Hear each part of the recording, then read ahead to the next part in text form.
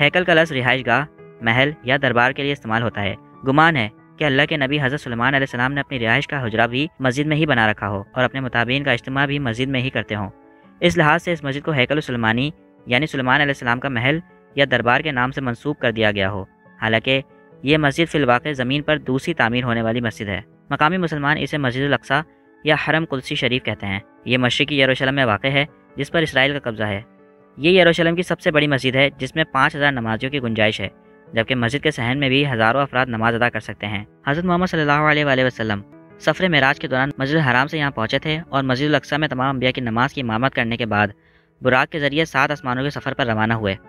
قرآن مجید کی سورہ اسرائیل میں اللہ تعالیٰ نے اس مسجد کا ذکر ان الفاظ میں کیا ہے کہ پاک ہے وہ ذات جو اپنے بندے کو رات ہی رات میں مسجد الحرام سے مسجد الاقصی لے گئی، جس کے آس پاس ہم نے برکت رکھ دی ہے، اس لیے کہ ہم اس سے اپنی قدرت کے بعض نمونے دکھائیں۔